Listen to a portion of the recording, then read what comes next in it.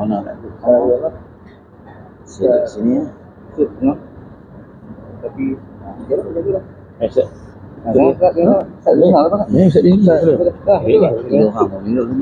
Dua ini perlu apa?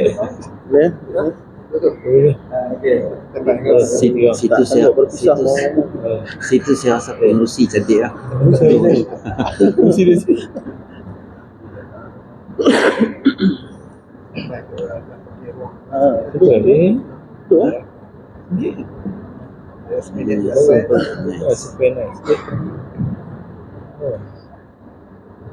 Bismillahirrahmanirrahim. Assalamualaikum warahmatullahi wabarakatuh. Alhamdulillah rabbil alamin, wassalatu wassalamu ala asyrafil anbiya'i wal mursalin wa ala alihi wa sahbihi ajma'in. Tuan-tuan dan puan-puan yang dirahmati sekalian, syukur kita kepada Allah Subhanahu wa taala. Malam ini kita adakan forum perdana Ahluan Islam dengan tajuk tahun 2 kali, kita 2 kali kuah lagi, yang kita tampilkan 3 mamu dan 1 bukan mamu. Alhamdulillah, saya bagi pihak jawatan kuasa Masjid Abdullah Ibn Mas'ud mengalu-alukan kedatangan tuan-tuan dan puan-puan, juga kedatangan para ahli panel kita. Saya juga mengucapkan jutaan terima kasih kepada seluruh ahli jawatan kuasa, seluruh penduduk yang telah berani, terutama orang yang sponsor kita makan pada malam ini, yang berkumpul lumus daripada semalam menyediakan jual kita untuk malam ini. Ada yang sponsor 2 ekor lembu, ada sponsor ayam. Terima kasih banyak-banyak. Saya dengan itu menyerahkan kepada moderator untuk meneruskan majlis kita pada malam ini. Sekian, terima kasih. Assalamualaikum warahmatullahi wabarakatuh.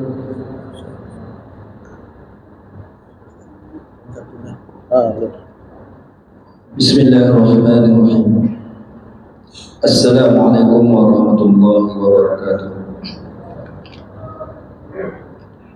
Alhamdulillahi rabbil alamin. Wassalatu wassalamu ala asyrafil anbiya'i wal mursalin wa ala alihi wa sahbihi wa man tabi'ahum bi ihsanin ila yaumiddin.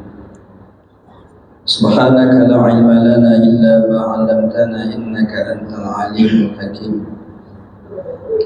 Radina billahi rabba wa bil islam dina wa bi Muhammadin nabiyyin rasulah. Yang berusaha J. Azhar bin Abu Usman, pengurusi karya Masjid Taman Pelangi dan ahli jadwal puasa, muslimin dan muslimat yang dirahmati Allah sekalian. InsyaAllah pada malam ini kita akan berforum bersama dengan 3 orang ahli panel yang dijemput khas bagi meraihkan akhir tahun pada tahun 2023 pada tahun ini di Ambang 2024. Dan forum kita pada malam ini yaitu bertajuk tahun 2 kali kita 2 kali lagi. Sebelum itu saya nak maklumkan kepada semua hadirin hadirat sekalian bahawa forum kita ini mengambil masa lebih kurang 1,5 jam, 15 minit untuk sesi yang pertama. Setiap panel akan diberikan masa 15 minit. Selepas itu akan diikuti dengan sesi yang kedua, sesi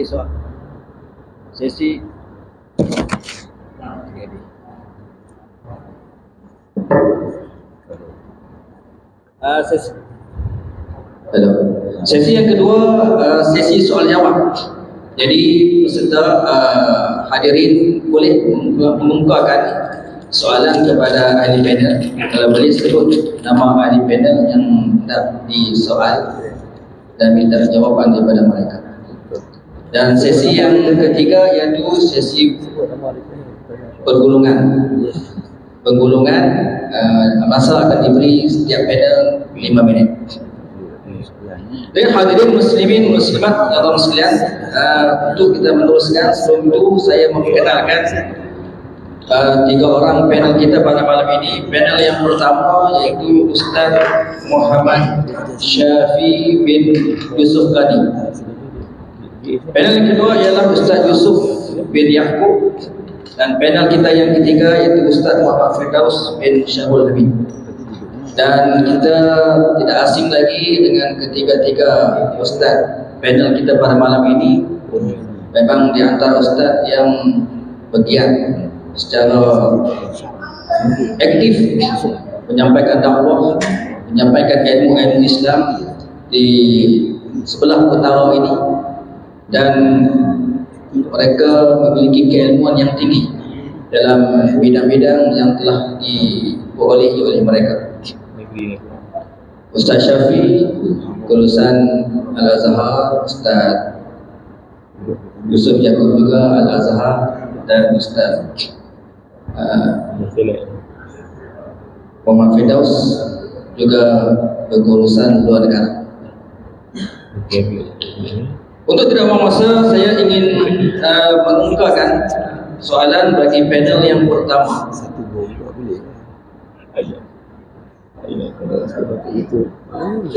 Diminta panel yang pertama Ustaz Muhammad Syafi untuk kemukakan pandangan dan nasihat berkenaan tajuk yang kita bincangkan pada malam ini.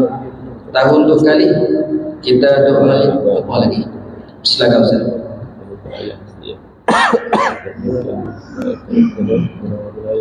Bismillahirrahmanirrahim.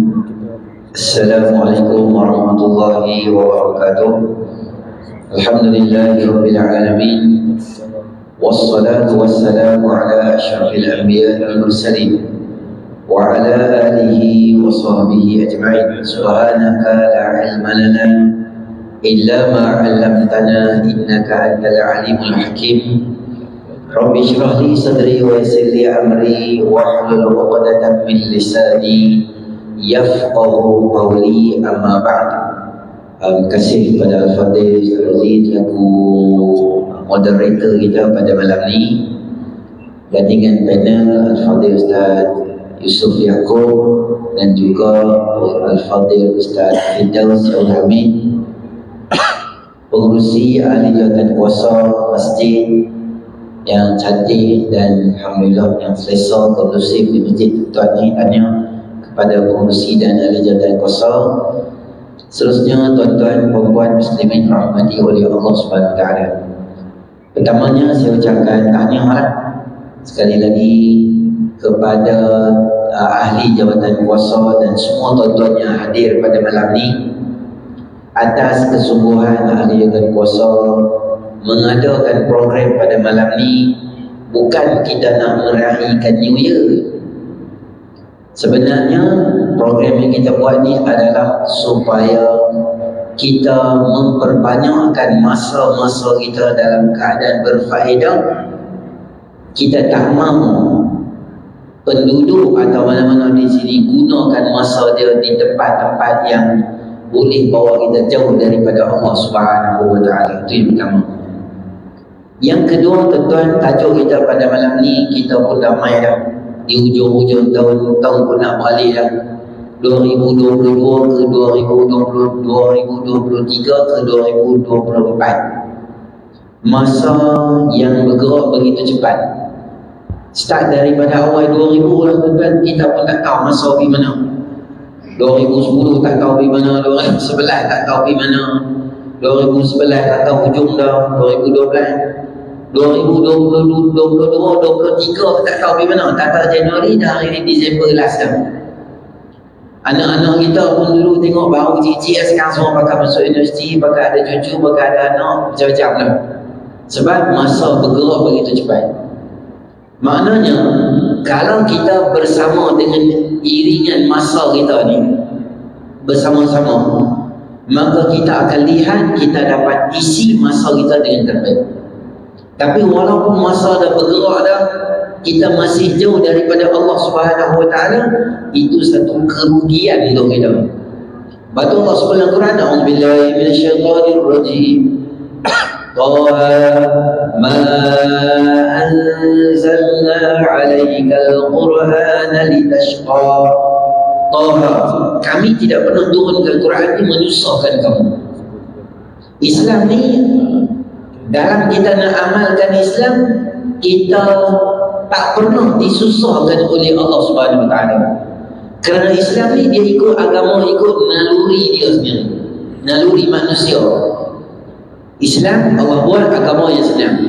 Sebab tu dalam Islam ni apa sahaja Allah Subhanahu wa taala suruh kita buat, kita ikut je. Kita jangan bersoal apa sahaja perintah Allah. Allah suruh sembahyang satu hari 5 kali, subuh 2, zuhur 4, asar 4, maghrib 3, isyak 4. Kita jangan tanya sebab apa sembahyang, sebab apa duduk aurat, sebab apa nak kena buat tu, sebab apa nak kena buat ni. Kerana semua benda yang Allah buat untuk kita tu adalah untuk kebaikan kita. Siapa? Kata Allah Ta'ala, wa man yuti'illaha wa rasulahu faqad faza fawzan 'azima. Siapa yang ikut apa yang Allah suruh dan siapa yang ikut apa yang Nabi SAW suruh, faqad faz, dia mai datang dalam ayat yang menunjukkan bahawa bukan yafuzu, faz maknanya dia dah berjaya. Seolah-olah orang yang ikut apa yang Allah suruh, maka confirm dah orang tu orang yang pasti dapat kejayaan daripada Nabi SAW, daripada Allah Subhanahu wa taala. Sebab tu Nabi SAW sebut dalam hadis yang lain, kullu ummati yadkhuluna jannah illa man aba. Qila wa man ya'ba ya Rasulullah sallallahu alaihi wasallam, man ata'ani dakhala al-jannah wa man 'asani faqad aba, atau kama qala sallallahu alaihi wasallam. Semua umat aku ada ruang untuk masuk syurga. Ada di kalangan umat aku yang dienggan masuk syurga. Sahabat kata, ada ke orang tak masuk syurga? Ada. Siapa? Siapa yang ikut apa yang aku cakap kat dia, maka dia berjaya. Siapa yang banyak komplain, tak mau ikut apa yang aku suruh, maka dia jadi orang yang gagal. Sebab tu dalam kehidupan kita hari ni, mungkin 2022, 2023 ni banyak dah kesilapan, kekurangan kita buat, maka kita main. Tahun yang berikutnya kita jangan balik lagi, kita buat apa yang Rasul. Tuan-tuan, kita tengok para Anbiya alaihi salatu wassalam, mereka ini tidak ada ruang mempersoalkan apa sahaja yang disuruh oleh Allah. Walaupun benda tu melibatkan nyawa keluarga sendiri. Nabi Allah Ibrahim alaihissalam, Allah suruh dia buat apa? Sembelih anak dia. Ada dia komplain? Tak ada. Dia bawa anak dia, bagi tahu ke anak dia, mimpi semalam boleh tak? Boleh abah, okey, on. Pi dah nak sembelih anak dia. Maka Allah Ta'ala sebut dalam Quran, Allah wahyu kepada Nabi Allah Ibrahim AS, Ya Ibrahim qad saddaqta ar-ru'ya inna kadzalika najzil muhsinin. Wahai Ibrahim, benarlah mimpi yang kamu mimpi itu. Maknanya walaupun benda tu melibatkan anak dia sendiri, dia tak teragak-agak untuk sembelih. Kenapa? Kerana benda tu daripada Allah. Boleh ada komplain? Boleh. Kalau kita takkan agak-agak Tuhan, takkan sembelih anak saya kot, ada benda lain boleh cover ke apa. Tak, Nabi Ibrahim dia cakap apa? Bahkan mak Nabi Allah Musa AS, apabila diilhamkan oleh Allah Subhanahu Wa Taala, letak Nabi Musa dalam peti dan hanyutkannya di sungai, risiko yang sangat besar. Dia boleh kata, wahai Allah, baiklah anak aku duduk depan aku, biar mati dengan tentera Fir'aun tak apa, tapi aku tahu dia mati depan aku, supaya aku tahu di mana kubur dia ada.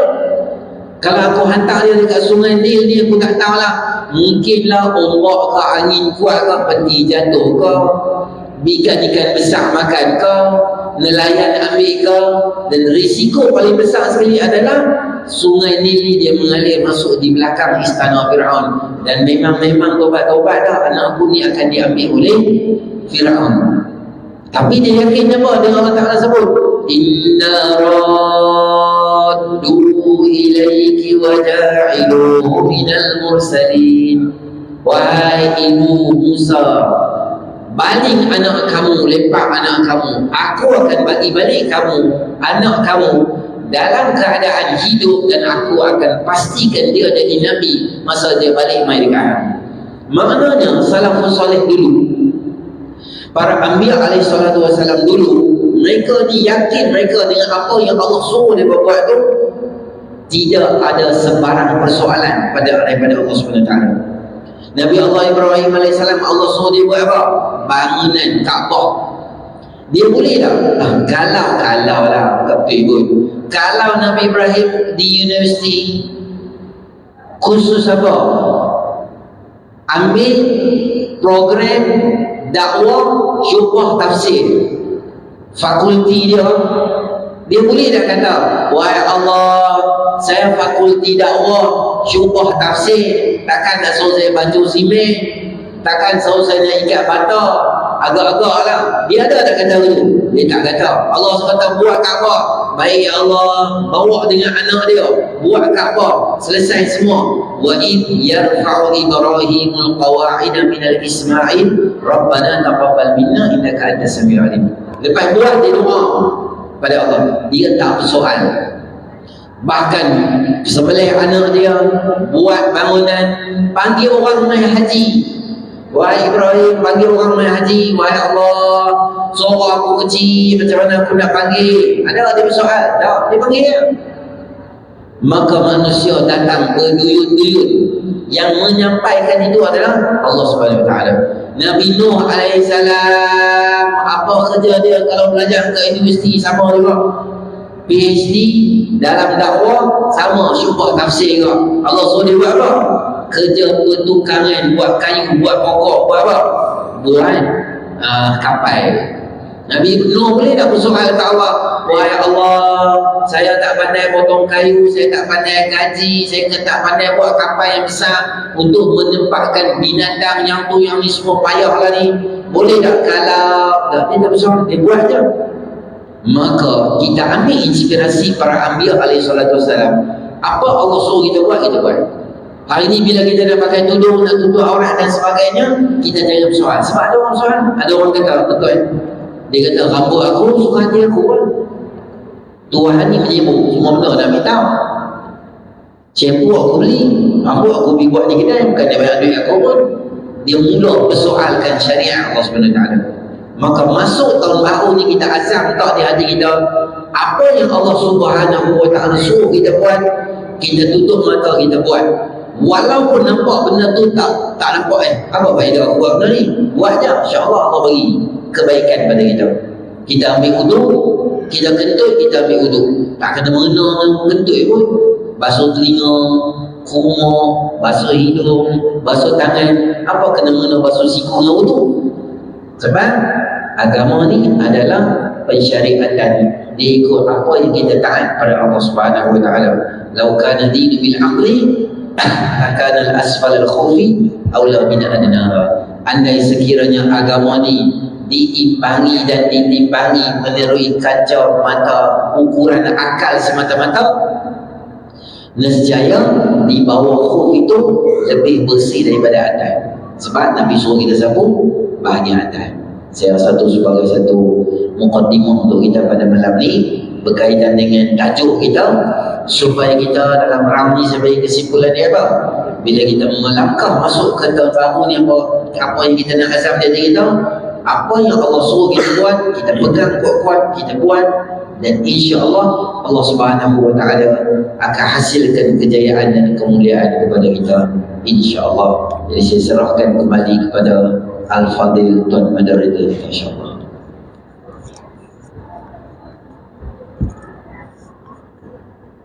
Alhamdulillah.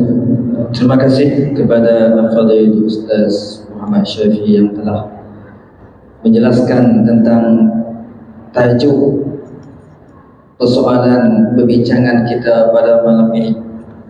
Dan bagi saya telah mengambil 3 poin yang penting yang dah disampaikan oleh Al-Fadil Ustaz.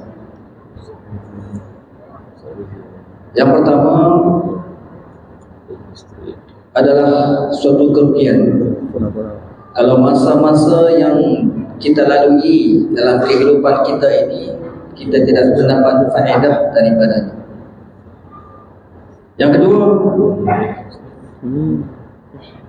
apakah kita termasuk dalam kalangan orang yang tak mau masuk syurga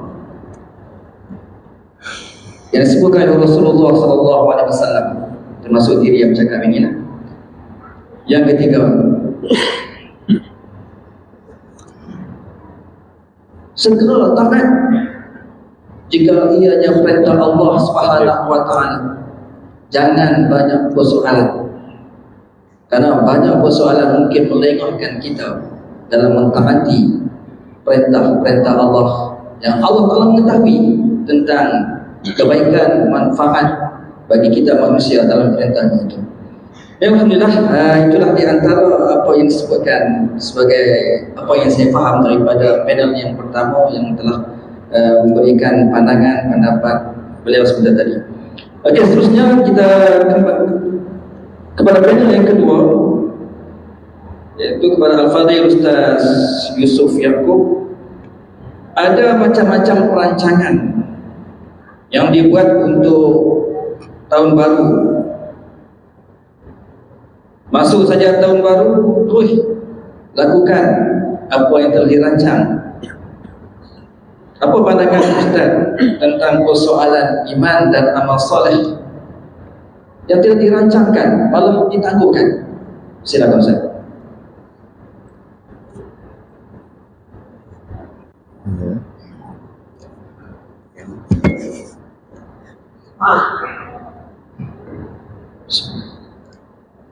Assalamualaikum warahmatullahi wabarakatuh. Bismillahirrahmanirrahim. Alhamdulillah nahmaduhu wa nasta'inuhu wa nastahdihi wa nastaghfiruhu wa nastarshiduhu wa na'udzu billahi min shururi anfusina wa min sayyiati a'malina. Man yahdihillahu fala mudilla lahu ومن يضلل فلا هادي له. أشهد أن لا إله إلا الله وحده لا شريك له وأشهد أن سيدنا محمدا عبده ورسوله. اللهم صل وسلم وبارك على سيدنا محمد طب القلوب ودوائها وعافية الأبدان وشفائها ونور الأبصار وضيائها وعلى آله وصحبه ومن سار على دربه وعلينا وفيهم ومعهم برحمتك يا أرحم الراحمين. أما بعد، قال رسول الله صلى الله عليه وسلم: الكيس من دان نفسه وعمل لما بعد الموت. wal 'ajizu man ittaba'a nafsahu hawaha thumma tamanna 'ala Allah, atau kama qala Rasulullah sallallahu alaihi wasallam. Alhamdulillah, thumma alhamdulillah. Terima kasih dan bersyukur kita kepada Allah Subhanahu wa taala dengan keizinannya pada ini dapat kita bersama dalam satu forum di masjid yang bagi saya sangat kondusif, sangat indah. Alhamdulillah, bersama dengan para jemaahnya di kalangan orang-orang soleh, orang-orang baik-baik dalam majlis yang baik-baik. Moga-moga kita sentiasa dalam keadaan kebaikan. Terima kasih kepada pengurusi, kepada moderator kita Al-Fadhil Ustaz Rozi, sahabat saya dan rakan majlis pada malam ni Al-Fadhil Ustaz Syafi. Moga-moga Allah mengangkat darjat beliau, memberikan beliau lebih banyak masa untuk dakwah dan diberikan kesihatan untuk kita berserta semua. Al-Fadhil Ustaz Firdaus, begitu juga diberikan kerahmatan dan kemuliaan untuk beliau dan diberikan penambahan ilmu bagi kami semua. Dan seterusnya para jemaah, ahli jawatan kuasa, tuan pengurusi masjid Encik Azhar bin Abu Usman, seterusnya tuan-tuan dan puan rahmati Allah sekalian. Tuan-tuan nak cakap, tuan-tuan pun macam Ustaz Syafi dia dapat live semua. Betul. Soalan tadi tu alhamdulillah. Santai-santai pun, santai-santai juga. Nak santai kan nak tutup Jumaat. Nak tutup Jumaat saya pegang contoh. Saya pegang tongkat malam ni.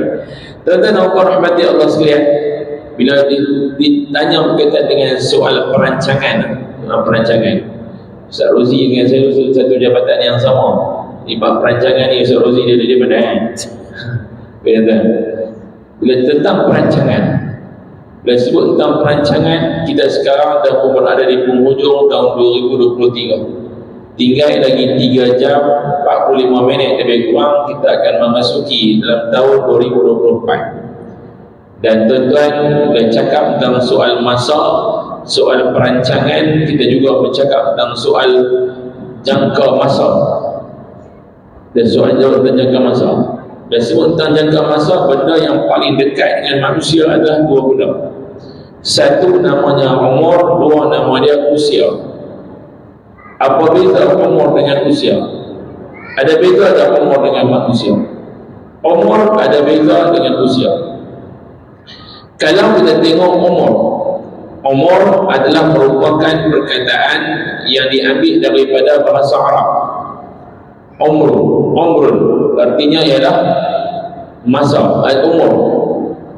Kalau dalam kitab Muqaddimah Ibn Khaldun tercatat satu perkataan nama umrah, dan tidak pernah ada nama-nama kitab-kitab lain melainkan umrah itu dicatat dalam kitab Muqaddimah Ibn Khaldun. Umrah bermaksud civilized ataupun ketamadunan, juga berkait dengan masa. Dan apabila cakap tentang umur, dia merupakan satu duration, satu jangka masa, satu perkataan yang menggambarkan waktu bermula daripada hari lahir sampai hari mati kita. Itulah namanya umur, duration. Yang keduanya adalah usia. Usia diambil daripada perkataan bahasa Sanskrit, iaitulah Yayusya, yang membawa maksud kepada sesuatu yang diisi dalam usia, dalam umur tersebut. Maka tuan-tuan dan puan rahmati Allah sekalian, dan cakap tentang soal ini, maka umur itu perlulah adanya daripada umur itu akan datang dan terbitnya perkataan-perkataan lain seperti mana namanya makmur artinya memakmurkan. Seperti tuan-tuan ada masjid dulu, surau kat depan tu pun dah dimakmurkan. Tuan-tuan buat masjid pula, masjid tuan-tuan memakmurkan masjid. Maksudnya apa? Dia kena ada pengimarahan. Semua tu main berkaitan umur. Mengimarahkan pun dia, memakmurkan pun dia, mesti dimakmurkan. Kalau masjid tak dimakmurkan, tuan-tuan akan tengok masjid itu hanya berfungsi sebagai tempat untuk main semayang dan balik. Tidak ada lain-lain aktiviti melainkan yang tu yang kita boleh buat. Adakah dikira makmur? Tuan-tuan, maka disitulah nama dia makmur. Kalau nak lagi sedap, makan kuih makmur. Tuan-tuan, Dan makmur itu juga jika usia itu tidak dimakmurkan, usia itu seumpama rumah usang yang tidak berpenghuni. Itu nama dia usia. Bila usia tak ada pengimarahan, usia tak ada perancangan untuk dimakmurkan pada usia tersebut, maka usia itu sangat sia-sia. Tuan-tuan dan puan-puan rahmati Allah sekalian, maka malam ni isi kita punya forum pada malam ini adalah untuk memakmurkan usia yang masih lagi terbaki dan tersisa untuk dibawa kelanjutan. Nak dibawa lanjut nanti pada tahun 2024. Tuan-tuan dan puan-puan rahmati Allah sekalian, sebab itu perkataan makmur itu perlu ada bukan hanya kepada masjid, bukan hanya ada kepada organisasi, tapi dia perlu ada pada usia kita ni, dimakmurkan usia. What you have done, apa yang kita telah buat, and what you want to do, kamu nak buat apa selepas ini? Apa kamu nak buat? Maka apa yang kamu nak buat itulah nama dia planning. Nak buat perancangan, apa nak buat? Maka tuan-tuan, para nabi dan para rasul telah pun menjalankan memakmurkan usia-usia mereka ini, seperti disebutkan oleh Syafi'i tadi. Dimakmurkan usia mereka tanpa without, never say no, tidak pernah kata tidak kepada apa jua perintah Allah. Maka jika nak memakmurkan usia kita tak boleh kata tidak kepada apa jua perintah Allah. Dia mesti kata ya dan ya dan ya dan melaksanakan. Bukan setakat kata ya tapi tak buat, tapi ya dan melaksanakan. Maka tuan-tuan, umur kita tak lama. Dalam life expectancy, kajian analisis yang dibuat dalam satu kajian di Malaysia, bukan di luar negara, di Malaysia tuan-tuan, life expectancy kita hanya sekadar umur lelaki 73.2 tahun. Life expectancy maksudnya apa? Paling lama pun dia boleh pergi 73.2 tahun. Dan life bagi seorang wanita 77.6 bulan, 77.6 tahun. Maksudnya apa? 77 tahun 6 bulan. Perempuan lagi sihat daripada kaum lelaki-lelaki. Bakul lelaki-lelaki makan rokok banyak. Tuan-tuan, maka tuan-tuan, life expectancy itu adalah merupakan satu ramalan ataupun kita bagi jangkaan mengikut kajian-kajian telah pun dibuat. Dan begitu juga tuan-tuan, Nabi kita SAW menyebutkan a'maru ummati ma baina 60 wa 70 wa aqalluhum min man yajuzu dhalik. Iaitulah Nabi mengatakan umur umat aku di antara 60 sampai 70 tahun, in between 60 70. Tuan-tuan, wa aqalluhum, maka sikit sangatlah di kalangan mereka ni, di kalangan umat aku ni sikit sangatlah yang lebih daripada tu. Kalau lebih daripada tu bonus lah, bonus. Kalau main umur 60 tahun dan ke atas 60 tahun, kalau dia pencet-pencet tu, alhamdulillah lah. Dia lebih sikit tu bonus. Dia lebih sampai 70-80 tahun tu nama ada bonus ni. Dia kira banyak lah. Maka tuan-tuan, umur life expectancy ni dibahagi dua. Paling lama, paling usia paling lanjut tu boleh pergi life expectancy macam mana? Paling lama pun, paling lanjut usia kita ni orang Malaysia, kira tahap dia lebih dari 100 tahun lah. Dia boleh pergi dekat 125 tahun. Paling tinggi boleh pergi tu, kira duk makan, kira nasi kandang tak makan, nasi biryani tak makan, minum ayam kosong ya, makan minum ayam kosong, dan puasa tu tiap hari mungkin boleh pergi. Itu pun tak tahu lagi. Dia tengok orang main sukan pun jalan awal kan, duduk main sukan jadi duduk makan nasi kandang, hari-hari nasi kandang, duduk elok lah. Saya okey lah, kan tarik dari okey lah. Dia tu tak lah, kami naik bukit, kami turun bukit, kami naik bukit, turun main minci semua. Duduk esok, innalillah. Yang kawan ni duk bubuh hari ni sikit kata, duk tunjuk telur sotong, duk tunjuk main ketam, duk tunjuk main udang. Kan? Itu kesi kan duk tepi. Dia sampai duk tunjuk main bina ni dia ni makan dia juga. Dia duk makan betul sihat walafiat. Yang duk jalan orang yang misukan. Jadi conclusion daripada ni apa? Jangan misukan makan. Tuan-tuan. Kan maksud saya apa tu tuan ingat betul pula. Dah lah buat live. Tuan-tuan orang rahmati Allah sekalian. Bila tengok pada usia macam tu punya keadaan, purata orang Malaysia yang umur boleh pergi 75.3 tahun, itu common. 75.3 tahun. Kalau dia buat purata balik antara laki-laki dengan umur perempuan, buat purata balik lebih kurang. Dan saya nak tanya tuan-tuan, dan tempoh 75 tahun kita punya tempoh masa, dan tempoh 75 tahun. Nak ambil 75 kan nak ambil 60. Ambil 60 pun. Kira 60 senang lah, hari pencet. Ambil 60 lah. Nak, tuan-tuan nak jawab soalan perancangan, kita kena tahu apa benda. Dalam tempoh 60 tahun, ambil 60 tahun, kita kira 60 tahun lah. 60 tahun tuan-tuan nak hidup. Sebab hari pencet 60. Masa pancau akhir tu 60. Ada orang dia buat gini, aku nak buat ibadat ke aku nak buat apa, relax dulu, tunggu pencet aku main masjid, baru saya lapang, saya boleh main masjid. Dia dua orang, sama ada main masjid ataupun orang bawa main masjid.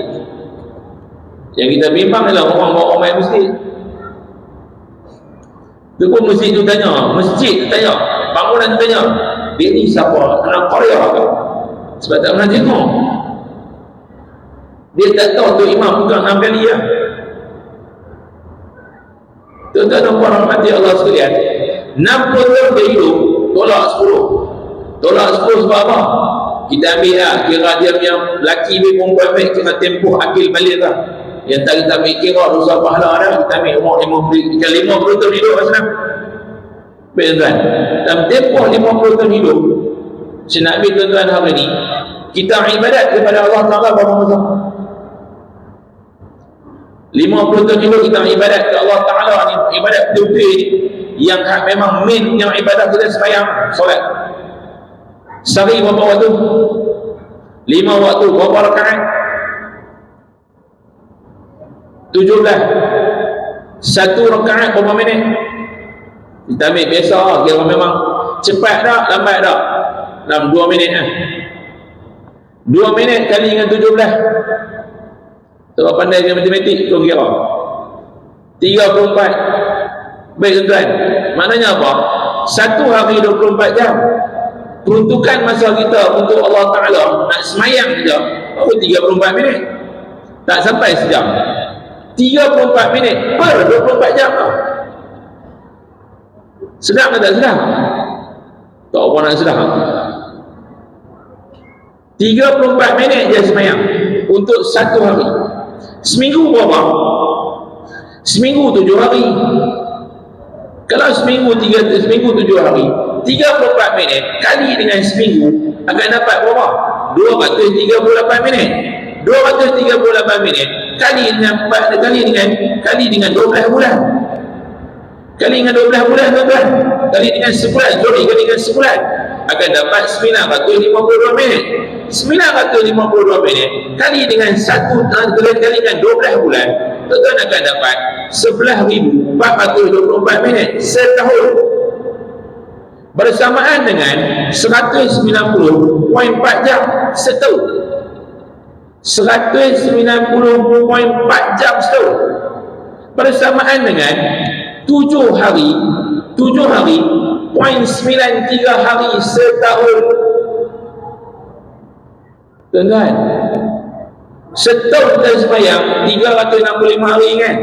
Semayang kita hanya diperuntukkan untuk Allah Ta'ala 7 hari 93 jam. Lebih kurang 7 hari ya. 7 hari ya tuan-tuan. Sedang tak sedang? Ke malam ni baru tahu. Macam baru tahu lah. Kat Kami duduk masak, kami semayang memang lama orang Ustaz. Setiap hari dia duduk, waktu bunyi duduk, waktu bunyi duduk, waktu bunyi keping Nabi. Loh, baru tahu aku semayang seminggu lebih ya. Setahun duduk hidup semayang seminggu lebih ya. Tuan-tuan, baik, sekarang kita pergi untuk 50 tahun hidup. Siapa yang dah hidup sampai 50 tahun dan lebih, dan siapa yang belum, dan siapa yang akan sampai, dan siapa yang belum tentu sampai. 7.93 tahun untuk 7 hari 0.93 kali dengan 50 tahun. Tuan-tuan akan dapat berapa? Tuan-tuan akan dapat 9,520 jam bersamaan dengan 396.7 hari. 50 tahun hidup, semayang hanya setahun dan lebih sikit saja. Tahu tak tuan-tuan? Ibu-ibu, ayah-ayah sekalian, saja saya bermain sikit benda ni bagi tuan-tuan nak nampak buat soalan perancangan. Jika dah tahu buat perancangan, mesti tahu tentang duration of time. Kena tahu jangka masa. Dah tahu jangka masa, kita ada plan, kita ada short term, kita ada long term. Ada perancangan jangka pendek, ada perancangan jangka panjang. Perancangan jangka panjang nak buat apa? Perancangan jangka pendek nak buat apa? Tuan-tuan, sekarang perancangan kita untuk menambahkan iman dan takwa kita kepada Allah. So, jadi tuan-tuan, dalam tempoh masa 2024 yang nak main lebih kurang dalam 3 jam lebih ni, nak main ni, tuan-tuan nak buat apa? Dalam tempoh masa every day, setiap hari nak buat apa? Masih lagi nak kekal, sebab aku dah tahu aku hanya semayang satu hari 34 minit je. Apa yang aku perlu buat untuk menambahkan lagi agar bukan 34 minit, tapi aku perlu buat sesuatu. Aku perlu tambahkan lagi sedekah, aku perlu tambahkan lagi amalan-amalan aku yang lain. Aku perlu memakmurkan rumah Allah ini. Kerana apa? Ini tempat yang Allah beri amanah kepada kami semua. Bukan hanya perjalanan puasa masjid, tapi inilah tempat tuan-tuan. Tuan-tuan kena mengkaitkan hati-hati kita ke rumah Allah. Ini tempat tuan-tuan yang akan menambah duration of time untuk iman tuan-tuan. Akan tambah lagi tuan-tuan punya keimanan lagi. Kerana apa? Tuan-tuan ada tempat untuk tuan-tuan nak jadikan tempat ini sebagai tempat untuk diimarahkan, makmurkan rumah ini. Kenapa? Kerana memakmurkan usia itu adalah memakmurkan agama. The conclusion untuk soalan ini, kesimpulan untuk soalan ini adalah apa? Memakmurkan usia itu ialah memakmurkan apa yang ada daripada iman kita tuan-tuan. Makmurkan agama ini. Kerana agama tak pernah kenal pun warna kulit, tak pernah kenal pun bangsa, tak pernah kenal pun negara. Tuan-tuan, saya tengok masjid tuan-tuan ni, imarahnya dengan orang-orang daripada tempatan, daripada orang luar, semua ada kat sini. Tuan-tuan disatukan rumah Allah ni tuan-tuan. Ini satu keistimewaan yang ada kita pada hari ini. Kerana umat ini adalah satu al-wahdah, satu kesatuan. Kita tidak ada apa perbezaan. Kena memakmurkan rumah Allah. Semua orang kena memakmurkan rumah Allah. Tuan-tuan dan puan rahmati Allah sekalian, lebih masuk Allah. Sebenarnya ini dia dapat mikrofon, takut tak sedang diri. Tuan-tuan, baik, baik tuan-tuan, dan kita punya umur ni nak habis sikit hujung-hujung ni. Tuan-tuan buat apa dalam tempoh masa tu? Ni kajian life expectancy dia buat, the whole memang sangat-sangat detail. Baik tuan-tuan, dalam tempoh masa umur yang tadi tu kita tengok yang life expectancy 75 tahun, purata umur tadi tu. First tuan-tuan, kita buat apa dalam tempoh 75 tahun nak menyedapkan lagi ni? Tadi sedapkan untuk ibadah, sekarang nak sedap apa kita buat? Tuan-tuan, dalam tempoh umur 75 tahun, 26 tahun kita tidur. Kalau kira ada 8 jam, 8 jam tidur, tuan-tuan tidur dalam masa 75 tahun hidup, tuan-tuan tidur 26 tahun. Itu 8 jam tidur yang malam tidur atas katil. Tak kira tidur belakang tiang, tidur masa hari Jumaat, khutbah Jumaat tidur tak kira lagi, tidur tempat kerja tak kira lagi, tidur tepi highway pagi-pagi lena asal tak kira lagi. Tuan, yang ni kita kira yang 8 jam tidur. Nombor 2 tu tidur. Dan dia buat kiraan juga tentang bahasa kita panggil apa Ustaz? Sebelum tidur tu yang dia duk bergolek-golek tu ya. Dia panggil apa? Ustaz? Apa duk bergolek main ah? Ha? Mengerham. Dia mengerham. Duk cari duduk dia kono api. Tu pun dia kira.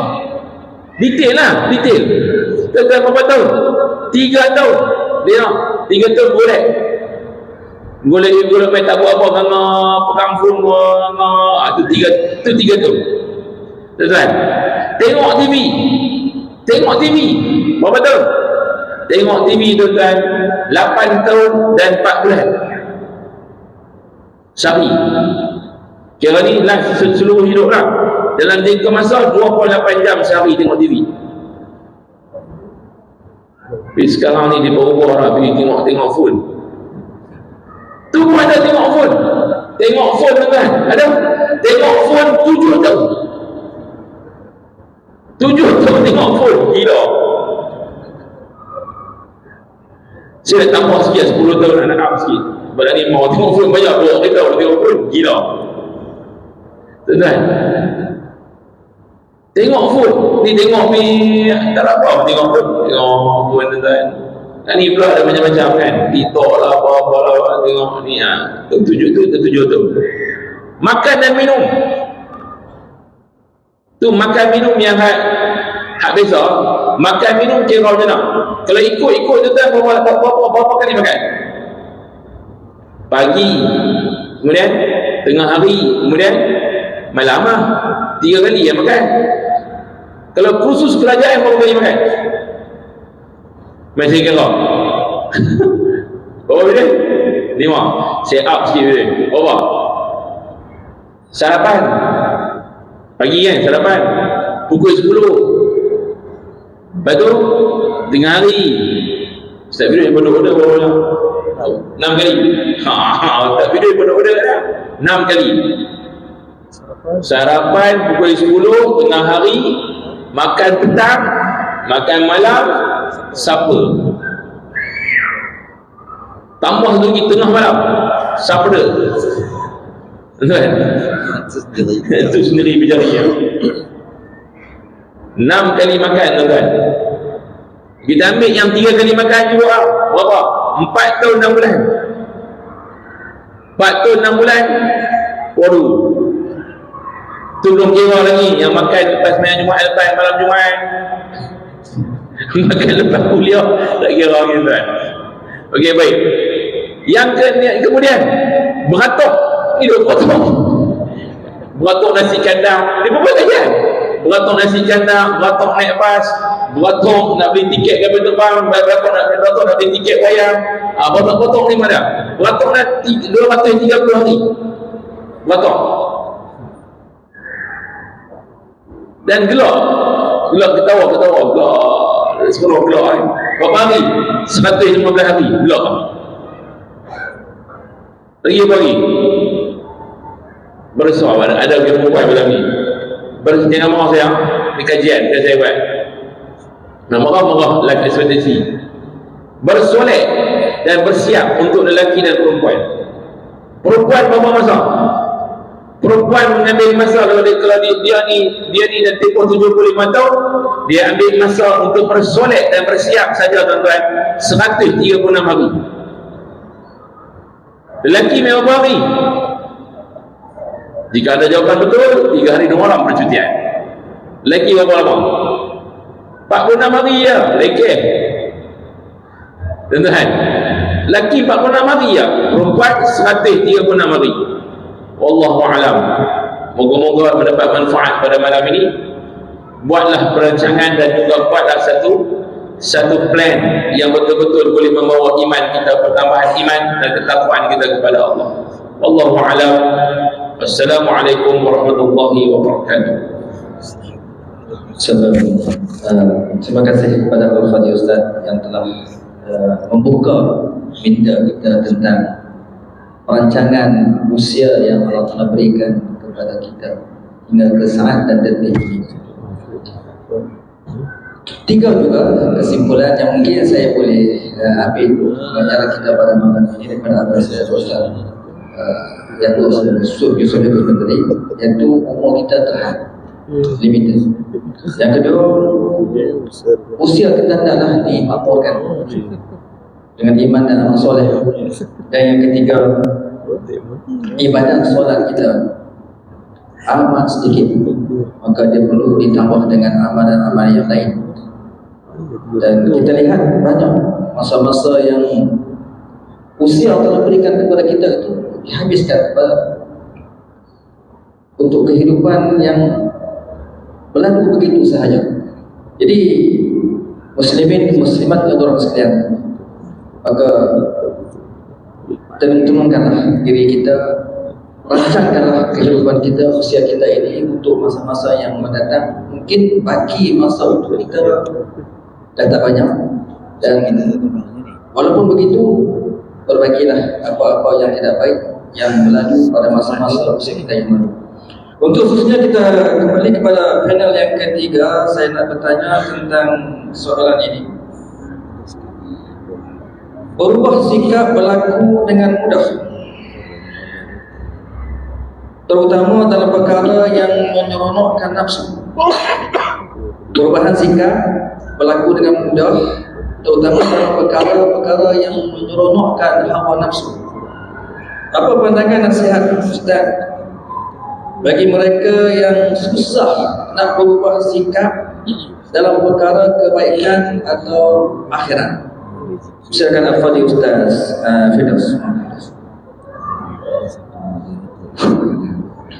A'udzubillahi minasyaitonir rajim. Bismillahirrahmanirrahim.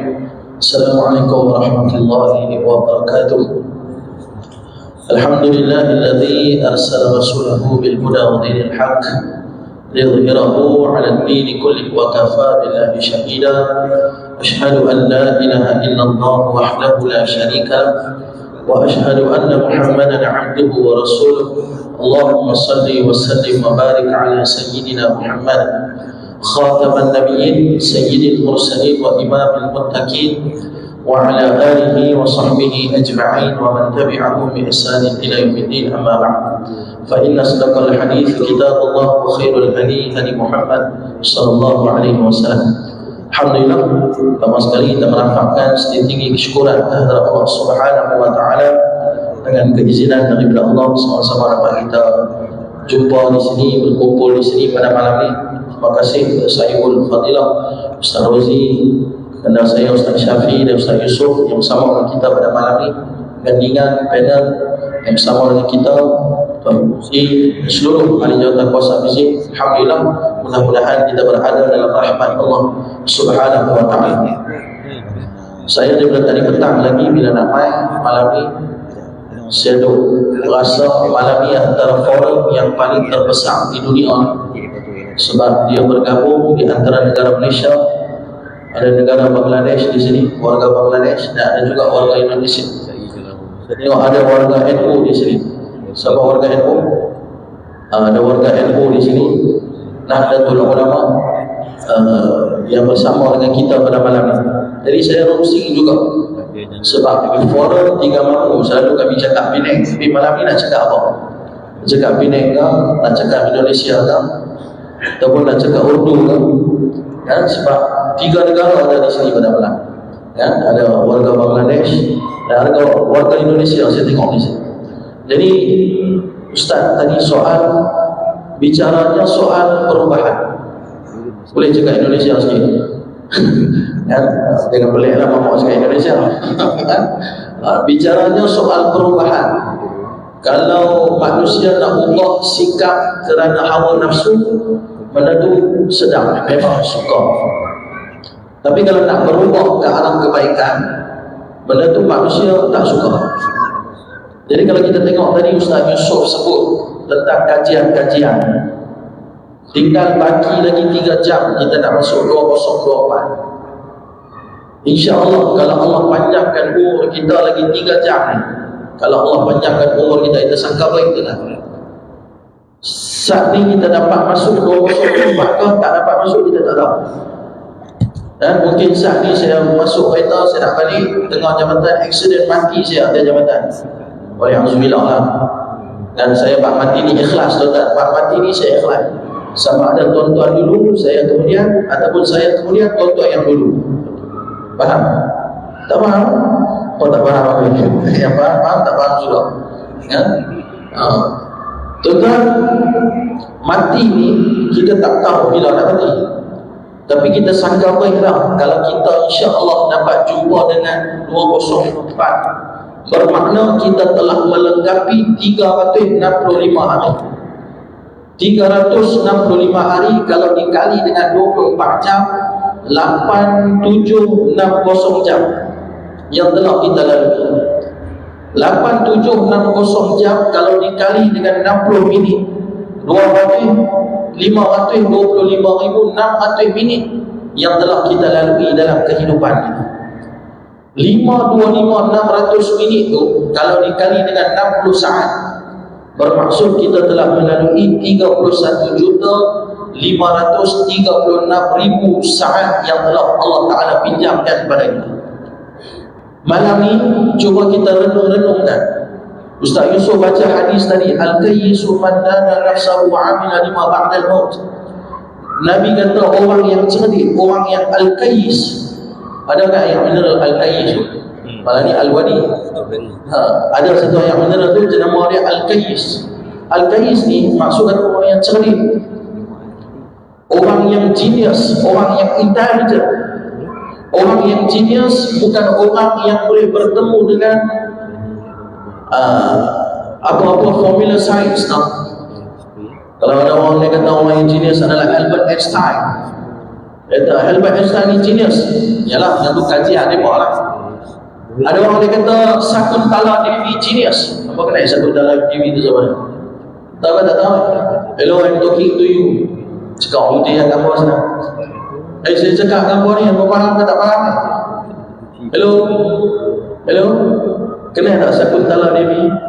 Sakuntala Dewi ni orang yang paling pandai, boleh menyelesaikan masalah matematik dalam masa yang singkat. Dia genius, dia dikategorikan sebagai orang yang genius. Banyak orang yang genius dalam dunia, tapi Nabi meletakkan orang yang genius very simple. Man dana nafsahu, dia akan muhasabah diri dia, wa amila lima ba'dal maut, dan dia akan mempersiapkan amalannya untuk berdepan dengan kematian. Very simple, tuan-tuan. Mudah sangat. Kalaulah malam ni malaikat maut datang nak menjemput kita untuk balik kepada Allah Subhanahu wa taala, adakah kita dah bersedia? Sedia ke tak? Hello, tekak lambat ni. Sedia ke tak? Ha? Apa sedia ke tak? Tanya orang belakang. Kakak, makcik, ibu-ibu yang ada di belakang, kalau malam ni malaikat maut nak jemput kita, sedia ke tak? Tak sedia. Memang siapa pun tak sedia. Kenapa tak sedia? Sebab banyak lagi perubahan-perubahan ke arah kebaikan yang belum kita buat. Banyak lagi. Macam tadi Ustaz Yusuf sebut, kalau semayang kita bangun 7 hari, 5 waktu yang kita semayang kita peruntukkan, out of 365 hari yang Allah pinjam dekat kita, bangun 7 hari kita semayang. Kalau kita bandingkan dengan orang-orang terdahulu, macam mana orang-orang terdahulu semayang? Kalau kita baca riwayat hidup Imam Ahmad bin Hanbal, ketika mana dia kuat, satu malam dia semayang 500 rakaat. Satu malam solat tahajud dia 500 rakaat. Kalau abang kawan, dia kata gila. Kita nak pergi 23 pun terawih tu pun tak lama. 8 tinggal satu zaman. Habis 8, semua 15 sah belakang hilang. Tinggal satu sah yang pergi 23. Tu baru 23 terawih. Imam Ahmad bin Hanbal satu malam solat tahajud dia 500 rakaat. Bila dia dah tua, dah uzur, dari 500 rakaat jadi 250 rakaat. 250 kita tak boleh lawan. Ada siapa-siapa nak tuan yang sini tiap malam dia tahajud 250 rakaat? Ada? Ada tak? Kalau ada saya nak balik tuan. Saya tak layak dah ceramah hari ni. Kalau ada, dialah wali paling besar. Kalau dia boleh solat 250 rakaat satu malam. Itu kehebatan orang dulu dalam beribadah kepada Allah Subhanahu wa taala. Banyak masa dia diperuntukkan untuk ibadah kepada Allah Subhanahu wa taala. Sebaliknya kita yang hidup di akhir zaman ni, macam Ustaz Rozi sebut tadi, soalannya kita banyak suka kepada hawa nafsu. Kalau bandingkan malam ni kita nak berada dalam masjid dengan bandingkan malam ni yang berada di pantai Mesir, tuan, siapa ramai lagi? Masjid ramai ke pantai Mesir ramai? Pantai Mesir ramai. Pantai Mesir dah ramai daripada semalam lagi lah. Semalam pukul 4 pagi saya balik seorang, daripada Penang saya pergi seorang. Yang ada di pantai Mesir tu 5 kali ganda berbanding kita yang ada di masjid pada malam. 5 kali ganda. Itu belum cerita malam ni lagi. Jadi manusia suka sangat, dorongan mereka suka kepada hawa nafsu. Pasal apa? Sebab memang Allah letakkan hawa nafsu itu kepada kita. Allah sebut dalam Quran, zuyyina lin-nasi hubbu syahwati minan nisa ila akhir ayat. Allah kata dihiasi akan manusia ini, dia ni cinta kepada hawa nafsu dia suka kepada hawa nafsu. Allah berincikan satu-satu. Antaranya laki-laki suka kat perempuan, perempuan suka kat laki-laki. Suka kepada harta, suka kepada man, suka kepada kuda dan sebagainya. Allah berincikan satu-satu. Memang manusia suka. Kalau dibandingkan manusia suka kepada miskin ataupun manusia suka kepada kaya, kita suka yang mana? Suka miskin atau suka kaya? Ustaz, saya cakap ngampur ni apa langsung tak mau jawab ni, apa faham ke tak faham? Suka kaya ke miskin? Suka kaya. Sebab tu baru ni ada satu orang kaya, dia cakap apa? Semayang pun tak kaya. Ada tak orang cakap begitu? Tuan-tuan tahu ke tak tahu? Tahu ke tak tahu? Ada satu orang ni dia cakap, ada semayang, solat, bukan kaya pun. Dia cakap macam tu. Orang yang tak solat pun boleh kaya, kata itu biasa. Sebab dunia ni tidak ada nilai di sisi Allah. Tapi orang yang solat, kalau dia kaya, dalam kaya tu ada keberkatan. Orang yang tak solat, kalau dia kaya, dalam kaya tidak ada keberkatan. Tak guna kalau kita ada kekayaan tapi tak ada keberkatan. Sebab tu orang yang cakap macam tu, tuan-tuan, tu pun salah tak sebab ada tok guru marketing. Tuan-tuan tahu tok guru marketing? Lah ni orang ni apa? Banyak tok guru marketing tak? Dia ajak macam mana cara nak buat niaga, apa syllabus nak kena ikut, macam mana nak buat live TikTok, macam mana nak buat Facebook content, macam mana nak tulis copywriting. Ada guru-guru yang mengajar. Bagus ilmu tu. Tapi ada kadang-kadang guru-guru yang mengajar, kalau nak kaya, kena semayang duha jangan tinggal. Kalau nak kaya, hari-hari sedekah jangan tinggal. Kalau kamu niaga, hari-hari kamu kena solat duha, jangan tinggal solat duha, kamu akan kaya. Tuan-tuan, ada seorang ulama di Mesir, dia cakap sini, tuan-tuan dengar apa saya sebut. Amatlah celaka seorang manusia sekiranya melakukan amalan akhirat untuk mencari keuntungan dunia. Amatlah celaka seorang manusia kalau dia buat amalan akhirat, tentang solat, tentang sedekah, tentang tahajud, tentang solat duha, semua tu untuk petik hasil ketika mana bangkit di akhirat, bukan untuk ditukar jual beli dengan keuntungan dunia. Jadi kalau tuan-tuan ibadat, urusan ibadat buat, urusan rezeki Allah yang bagi kepada kita. Nahnu narzuquka, Allah kata, kami yang berikan rezeki kepada kamu. Ada tu cerita, tuan-tuan, cerita lah bagi apa tak boring kan. Ada tu cerita bahawa ni satu perempuan, dia accident, dia kerja kilang. Kerja kilang ni gaji berapa banyak orang? Sikit lah, tak banyak orang dia. Dia kerja kilang, naik pas kilang, hari-hari main kerja, balik kerja dengan pas kilang, ambil gaji setiap bulan, jaga mak, jaga adik-adik, bapak dah mati. Satu hari pagi tengah duduk berdiri di tepi jalan, ada satu kereta langkah. Kereta tu langkah dia, kecederaan dia teruk, patah tulang belakang, patah tulang leher, patah tulang rusuk, patah kaki. 2 tahun tidur atas katil, tuan-tuan. 2 tahun tidur atas katil, lepas 2 tahun lawan kes di mahkamah, dapat pampasan 2 juta. Saya tanya kat tuan-tuan, perempuan tu pernah tak terfikir untuk jadi jutawan? Pernah fikir? Pernah tak terfikir untuk jadi jutawan? Tak pernah terfikir pun untuk jadi jutawan. Tapi lepas musibah yang Allah hantar kat dia, dia dapat papasan 2 juta, jadi jutawan sekali mata.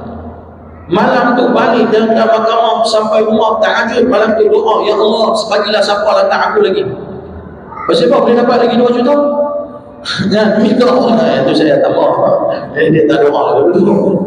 Ya, itu saya tak mau.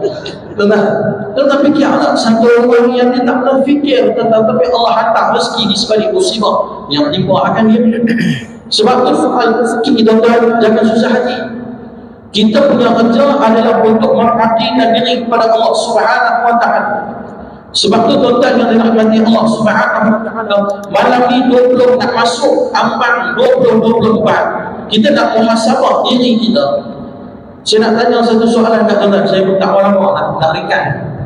Ya, saya lepas ni pergi pada kota lah. Tuan-tuan janganlah pergi duduk tempat maksiat tu. Ya, jangan pergi. Elok. Kita kalau boleh kita tak mau ada unsur-unsur yang tak baik dalam kehidupan. Tuan-tuan yang dirahmati Allah, saya nak tanya kat tuan-tuan satu soalan. Soalan saya mudah. Saya ustaz kata tadi ada sesi yang kedua, ada soal jawab. Jadi sebelum mereka soal kami nak soal, saya nak soal mereka. Soalan saya mudah, tuan-tuan. Kalau di Indonesia, ada orang Indonesia sini boleh sah kan? Kalau di Indonesia tu di tepi-tepi jalan dijual yang air jamu, betul tak Pak? Nah, saya kalau dulu santri di Indonesia tu, kalau di tepi-tepi jalan itu ada dijualnya air jamu. Orang Pinang tahu air jamu tu Pak? Air agak lah, ada macam-macam kan. Air jamu ni bagus untuk kesihatan, betul Pak? Nah, jadi soalan saya mudah malam ni. Kalau diletak 2 pilihan kepada kita, 1 gelas air jamu, 1 gelas lagi air sirap, kita mau yang mana? Jamu. Kamu jamu. Siapa yang tak sirap angkat tangan? Mau jamu atau sirap? Yang mana lebih enak? Sirap. Siapa yang kata sirap? Seorang lagi, 2 lagi, belakang. Oh, semua nak sirap. Sebab sirap tu sedap. Sirap tu manis. Sirap tu kalau kita minum menghilangkan haus. Tapi kalau minum air jamu, mukanya keronok tu. Ya? Aduh, motelan pun pahit. Kalau orang Indonesia bilang motelan pun pahit lah. Ya? Di antara sirap dengan jamu, jamu sirap sedap, sirap menghilangkan haus, enak diminum, manis. Jamu pahit, nak telan susah. Tapi di antara 2 pilihan tadi tu ada kesan. Kalau tuan-tuan pilih untuk minum sirap hari-hari, kesan apa? Kencing manis, potong kaki. Betul. Kalau tuan-tuan pilih jamu, belakang hari sihat tubuh badan. Itu kesannya. Jadi saya nak fahamkan pada tuan-tuan pada malam ini, kita satu-satunya makhluk yang Allah Ta'ala berikan pilihan kepada kita. Semulia-mulia malaikat tidak ada pilihan. Kalau malaikat itu disuruh sujud, sujudlah dia sampai kiamat. Kalau malaikat itu disuruh turunkan hujan, kerjanya hanya turunkan hujan, tak pernah TikTok malaikat itu. Kalau malaikat itu disuruh rukuk kepada Allah, kerjanya hanya rukuk pada Allah. Binatang tak ada pilihan. Boleh tak binatang bagi tahu macam ni? Ya Allah, berinya aku, ya Allah. Harimau kata, ya Allah, berinya aku selalu makan binatang dalam hutan Gua Musa. Hari ni aku nak makan nasi kedap Nasmir dekat Brit ni, Damam lagi. Boleh tak dia pilih untuk makan nasi kedap? Tak boleh. Kalau dia terlepas kat nasi kedap Nasmir tu, dia makanlah apa yang betul. Dan dia tak ada pilihan. Pokok pada pilihan. Hujan pun duduk di situ, panas pun duduk di situ. Tapi Allah memuliakan manusia dengan memberi pilihan kepada manusia. Fa'alhamaha juraha wa taqwaha. Aku berikan kepada kamu 2 pilihan. Satu jalan kebaikan, satu jalan kecelakaan. Tuan-tuan, ramai orang hari ini yang akan pilih sirap berbanding jamu di sini. Duduk lemak di padang kota, sirap ke jamu? Sirap. Berhibur-hibur di luar sana, sirapkan jamu, sirap. Duduk di sini jamu, tak enak tuan-tuan. Tuan-tuan duduk ni berapa ramai yang sakit kaki ni. Dalam hati bapak kita, ustaz tak malah sofa tempat sedang. Kami duduk sila bila nak berhenti malam. Kan? Bukan senang. Kalau tuan-tuan tanya pada nafsu tuan-tuan, suka ataupun tidak untuk datang ke masjid, nafsu akan kata tak suka. Bukan tuan-tuan dia tak suka. Saya pun tak suka tadi nak keluar daripada rumah mai sini. Malas nak minta alamat, letih dah. Tak ada apa-apa, dorong ustaz dah main aku tak happy lah. Mereka lagi sibuk daripada aku. Ya? Mereka ayam, aku tayamum. Ayam kalau dah ada tayamum tak boleh makan dia. Ya? Nanti bulan minggu depan kalau ayam tak dapat boleh makan tayamum. Sudah, kan? Dah ada lah apa lah aku nak pergi. Kalau tanyakan nafsu, nafsu tak suka untuk buat amal ibadah. Tanya nafsu, suka tak untuk bangun 3:30 pagi tahajud pada Allah? Nafsu tak suka. Nafsu lebih suka untuk tarik tidur. Tapi seorang yang pilih jamu biar gelap untuk ditelan, biar pahit belakang hari ada kesihatan yang baik.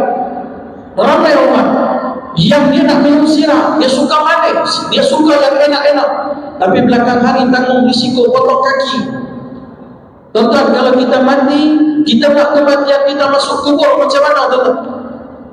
Kita masuk dalam kubur gelisah, resah ataupun tenang? Ada orang yang masuk kubur tenang, relax je. Datang malaikat tanya dia, kamu relax kenapa? Nampak relax yang dalam kubur? Dia kata, dulu saya minum jamu pak. Betul kan? Dulu saya minum jamu pak. Dia bagi tahu sama malaikat macam tu. Sebab apa dia bagi tahu? Sebab dulu dia minum jamu, dulu dia susah, dulu dia pahit. Bangkit tahajud tengah malam, semayang tak tinggal, kawan nafsu, tahan nafsu, buat amal ibadat pada Allah Subhanahu wa ta'ala. Dia susah. Belakang hari kesannya senang. Ada orang dia minum sirap atas dunia, masuk kubur susah, gelisah, resah. Malaikat datang tanya, kenapa kamu gelisah sekarang? Dia kata, dulu saya sirap, saya minum sirap, saya ambil yang manis dulu atas dunia. Saya hidup nak senang, saya nak berhibur, saya nak buat maksiat, saya suka kepada benda-benda yang boleh membawa keseronokan kepada hawa nafsu. Maka kesan dia sekarang dalam kubur merana, tersiksa, menanggung pilihan yang salah. Sebab tu pilihan tu penting tuan-tuan. Biar kita susah menekan hawa nafsu kita di atas dunia. Tuan-tuan nak duduk dalam ni tak seronok tuan-tuan. Tuan-tuan duduk dalam ni tak seronok. Walaupun ada makan kat sini. Ada makan kan? Ada makan. Ada makan. Tapi kalau nak makan dekat pada kota, dengan makan dekat balcony masjid ni, yang mana baik sini? Pada kota lah baik ni. Ya, betul tak betul? Ada markah, pakcik ada usah-usah saya buat. Betul tak? Yang tu lagi best. Berbanding makan kat sini, buat apa tengok pakcik yang mana? Ya? Buat apa? Betul? Minta maaf cik. Ustaz ni kau ajar betul. Minta maaf, kurang-kurang. Ya? Nafsu kita suka benda-benda tu. Tapi kalau kita boleh tekan nafsu kita, didik nafsu kita untuk mendekatkan diri kepada Allah Subhanahu wa ta'ala, itu yang penting. Sebab tu tuan-tuan, macam mana nak berubah? Ingatlah bahawa kita ada dua pilihan. Satu pilihan jalan ke neraka, satu pilihan akan membawa kita jalan ke syurga Allah Subhanahu wa ta'ala. Salah memilih akan menyebabkan kita masuk dalam neraka Allah. Tapi ketika mana kita memilih untuk menekan nafsu kita, mendekatkan diri kepada Allah Subhanahu wa ta'ala, maka itulah membawa satu perubahan yang lebih baik dalam kehidupan kita. Mudah-mudahan memberi manfaat pada yang pertama ini. Saya serahkan kepada Musi Ustaz Rozi. Terima kasih kepada Al-Fadhil Ustaz Muhammad yang telah memberikan jawapan yang terbaik untuk kita pada malam ini. 3 persoalan, 3 perkara. Al-Kais, adakah kita Al-Kais? Yang kedua, kena ubah ibadat kita daripada kerana dunia kepada kerana Allah SWT. Yang ketiga, pilih iman ke nafsu. Maka inilah tiga perkara yang insya-Allah kita dapat melakukan yang terbaik untuk hari ini. Okey, untuk sesi yang kedua ini tuan-tuan dan sekalian, kita buka untuk ada persoalan yang nak dikemukakan oleh para jemaah sekalian, sama ada daripada pihak muslimin ataupun muslimat. Silakan kalau ada. Mikrofon. Angkat tangan, boleh imam boleh bagi mikrofon. Kita bagi masa 5 ke 10 minit untuk Ustaz jawab. Ada yang jawab ni. Tak seti mau abang awal. Abang awal dia dapat risotto. Ada muslimin? Pusing. Kata kita dah bagus. Guna kan? Muslim Sejuk.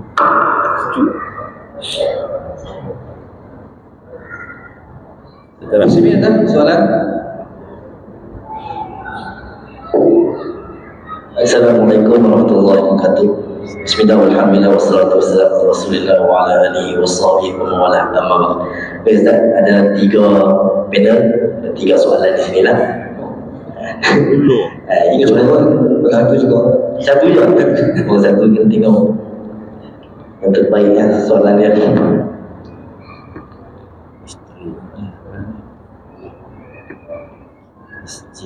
Okey, minta pandangan dan nasihat bagaimanakah melahirkan perpaduan antara jemaah di dalam satu qaryah masjid. Mana Ustaz? Mana bawa 3 boleh. Silakan. Silakan. Soalan kedua Ustaz awak seperti Kita minta pengurusi masjid. Ustaz. Soalan pengalaman juga. Dalam masjid syariat. Mengawak berpayah. Allahumma salli ala sayyidina Muhammad wa ala ali sayyidina Muhammad. Ustaz dia ulang dia soalan tak? Nak apa? Mewujudkan perpaduan di kalangan ahli qaryah. Baik-baik. Bismillahirrahmanirrahim. Tuan-tuan, bila cakap tentang tadi yang disebut tentang nak menyatukan kesemua daripada ahli-ahli qaryah ini supaya duduk dalam satu fikrah yang sama, nak jadikan kita satu misi dan visi yang sama. Tuan-tuan, pertama sekali ialah kalau tanya kat saya dengan pengalaman yang hanya sedikit yang boleh dikongsikan supaya kita dapat sama-sama berkongsi apa yang telah pun berlaku dan apa yang kita telah pun buat. Tuan-tuan, pertama sekali ialah vision masjid dan juga qaryah itu mesti jelas. Misi apakah yang dibawa oleh pihak masjid. Bahkan kita sebut qaryah bukan apa masjid. Masjid tempat proses misi itu berlaku. Pihak masjid nak bawa jemaah dari mana? Pihak qaryah nak bawa dengan jemaah dia, nak bawa ahli qaryah dia ke halau mana? Nak jadikan rumah Allah ni sebagai tempat one stop center ke ataupun hanya stop satu center? Nah ini je nak. Dan kita perlulah tuan-tuan menjadikan tempat ini tempat yang semua orang boleh bergantung. Rumah Allah tempat bergantung umat Islam. Umat Islam boleh main bergantung harap kat sini. Boleh main menjadikan tempat ini tempat yang dia boleh main berlindung, tempat dia boleh cari tempat yang paling tenang daripada rumah dia. Sebab itu tanya kat saya tuan-tuan, dari segi pentadbiran, maaf lah saya cakap bab ni sikit lah. Bahkan ni pun isu-isu pentadbiran berlaku. Isu-isu yang berlaku orang ni video kemarin keluar, mana akan masjid, mana akan tuan, siapa akan pergi pada Jumaat, pegang mikrofon, bagi berapa bagi kan. Lepas tu mana Allah main tunjuk pula carta ni keuangan masjid, pupuk sampai bulan apa tak pupuk. Banyak benda tu. Tapi tuan-tuan ni Korea tuan-tuan dah elok dah, tuan-tuan boleh kumpul je Muar lagu ni mana tuan-tuan putih dah bukit sangat dah sebab berlakunya pemakmuran. Cumanya ialah saya nak kongsi sikit dengan tuan-tuan. Dalam pentadbiran tuan-tuan tak boleh ambil, kita boleh pergi lawat masjid lain, boleh pergi melawat, dapat benchmark, dapat penanda arasan, boleh pergi buat. Tapi bila pergi tempat tu, tuan-tuan nak pergi tengok apa yang ada kat dia, nak balik mai, tuan-tuan kena buat satu analisis. Duduk buat satu analisis, dipanggil environment analysis ataupun analisa situasi. Sebab tuan-tuan situasi dengan tempat saya mesti tak sama. Kita punya Korea tak sama. Tuan-tuan nak tengok keperluan Korea tuan-tuan apa. Sebab tu tuan-tuan nak mewujudkan perpaduan di kalangan Korea, tuan-tuan nak tengok tempat tuan-tuan ni siapa. Satu, dia ada 5 why. Who, what, apa. Untuk apa tuan-tuan? Apakah tuan-tuan punya visi dan misi? What? Nombor 2, why? Kenapa nak kena buat? Where? Di mana nak buat? When? Bila nak buat? Dan satu lagi H, dia panggil how. Macam mana nak buat? Duduk tuan-tuan kena bincang. Kena bincang tengok apa yang keperluan dia ada sekarang. Sebab tu tuan-tuan, kita kuasa masjid kena ada misi yang jelas.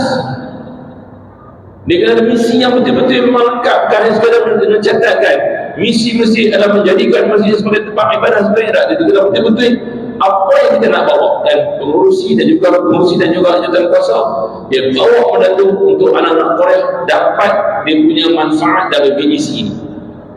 Kalau tanya kat saya, masjid saya, kami punya KPI, Key Performance Indicator kita setiap tahun kita punya KPI.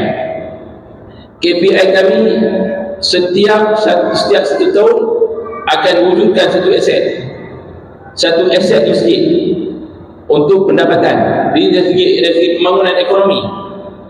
Macam tahun ni kami wujudkan, macam tahun-tahun sebelum ni, tahun lepas kami wujudkan Dewan Bilik Seminar untuk disewakan.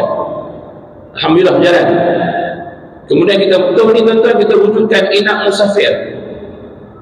Alhamdulillah, ngam-ngam hari ni, ngam-ngam selesai dah hari ni. 5 hari bulan kita launch untuk Enak Musafir. Jadi kita, itu dari segi pembangunan. Dari segi pengimarahan, apa KPI kita? KPI kita ialah setiap tahun mesti ada melebihi daripada, kalau dari segi SPM, perlu ada program SPM untuk anak-anak Korea sepanjang tahun. Dan kita wujudkan satu kumpulan untuk anak-anak ini supaya mereka ni tuan-tuan di build up di masjid.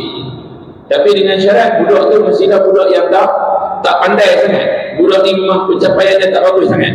Kita nak membaguskan di masjid. Dan kita buka itu tuan-tuan bukan untuk orang Islam saja, tapi untuk non-Muslim sekali. Dan hari ni non-Muslim sampai di masjid kami, kita tengok hari ni ada Chinese, ada Indian yang mai belajar di masjid. Sampai waktu Zuhur dia akan dengar azan di masjid, dia tengok orang masjid buat apa, toilet masjid dia pergi tengok toilet tu macam mana, semua dia tengok.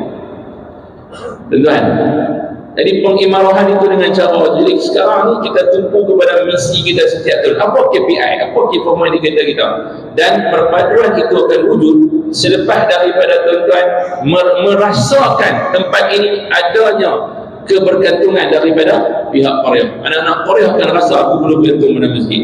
Dan kita nak tumpukan kepada 3 kelompok. Satu kelompok kanak-kanak. Kalau kami di sana, kami tumpukan subuh dan juga hari malam Jumaat. Subuh kita bagi budak-budak mai, walaupun dia bukan anak Korea, dia main semayang kat masjid subuh RM5 seorang without fee. Start daripada bulan puasa baru ni sampai sekarang RM5 seorang. Tuan-tuan, dulu 3 orang tu budak-budak. Lani tuan-tuan yang main semayang subuh, kami kalau satu soft itu dah 25 orang. 25 tu soft. Tuan-tuan soft panjang. Tu soft 25. Lani semayang subuh soft dah lebih daripada 9 soft. 9 soft satu kali semayang, tak masuk perempuan lagi. Budak-budak dulu main 3 orang, 4 orang, sekarang boleh kanak-kanak tuan-tuan main sekali dengan mak bapak mereka lebih daripada 40 orang satu kali semayang. tuan-tuan, ni dia punya impak daripada program. Kemudian lepas daripada untuk kanak-kanak, remaja kita jadikan mereka sebagai orang-orang yang akan bersama-sama dengan ajudan kuasa untuk buat program apa pun. Akan ada anak-anak remaja ni, mereka akan hidang makanan, mereka akan diberikan. Kata setiap Habib Ali, waktu Habib Ali mai kat kami di masjid, saya duduk dengan dia, one-to-one dengan dia, saya tanya dekat dia, Habib, baik kat saya sikit Habib, apa-apa wasiat untuk saya mengekalkan, untuk kekalkan, cara macam nak kekalkan jika seseorang orang muda dia nak bagi dia ni supaya lekat dengan masjid, lekat dengan apa yang dibuat sekarang ni, nak istiqamah macam mana? Habib kata apa? Habib Ali kata, Ustaz, ingat, buat macam ni. Pertama ialah takrib. Takrib artinya apa? Pergi dekat dengan apa? Pergi berkawan dengan apa? Pergi bercampur dengan apa? Nombor 2, taklif. Jinakkan apa? Mereka suka apa? Bagi buat apa yang mereka suka. Apa mereka seronok? Mereka seronok suka makan, kita bagi makan. Jemaah kami suka makan. Dia suka makan, tuan-tuan, kita buat makan. Malam Jumaat dulu bagi bungkus, jadi bungkus pun dapat makan dalam talam. Yang terbaru kita buat makan dalam talam. Bila buat makan dalam talam, tuan-tuan, dulu main 100 orang, 120 orang. Lah ni, tuan-tuan, yang main baca Yasin malam Jumaat, ruang solat untuk lelaki saja, tuan-tuan, 200 orang. Perempuan dulu hanya satu-satu soh, sekarang, tuan-tuan, lebih daripada 50 orang main makan, main malam Jumaat. Sebab nak rasa seronok makan dalam talam. Masak, pengusi masak sendiri. Saja buat video sekali ya, lepas tu pergi order rumah. Jenuh setiap hari nak masak. Tuan-tuan, lepas tu hari Jumaat 300 orang makan, bagi makan. Dulu asas main Jumaat ni pada lintang depan tak pernah pun.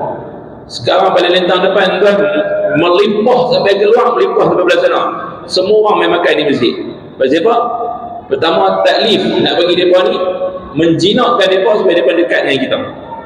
Nombor 3, lepas mereka ni dah main dekat, mereka ni dah pun dijinakkan. Yang ketiga, tuan-tuan, apa dia? Yang ketiga ialah dia panggil sebagai taklif. Bagi tanggungjawab kat mereka untuk mengekalkan mereka punya istiqamah itu. Benda amalan mereka buat tu agar mereka istiqamah. Taklif, bagi tanggungjawab, bagi kat mereka peranan dalam masjid, bagi peranan.